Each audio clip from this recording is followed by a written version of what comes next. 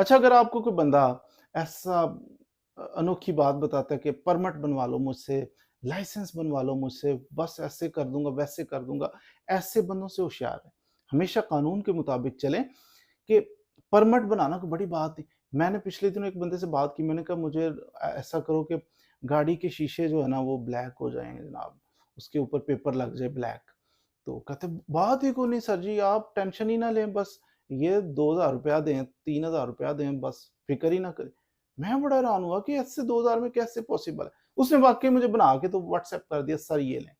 उसके ऊपर वो लगा हुआ था, स्कैन कर लेते हैं आप, तो वो करो तो वाक़ई वो जेन्युइन महसूस होता है। ऐसे यानी फ़ोर्ज तरीके से उसने डॉक्यूमेंट तैयार किया कि बिल्कुल ओरिजिनल लग रहा था। तो ये पॉसिबल जो चीज़ें कुछ नहीं है, वो नहीं है। आप लालच में आके तो जनाब शोबदाबाज़ों के हाथों में पैसे उनको लुटा बैठते हैं। बाद में पता चलता है, वेरीफ़ाई करते हैं पुलिस वाले तो पता चलता है ये तो जाली है। उल्टा आप पे पर्चा होने का डर होता है, एफआईआर हो सकती है।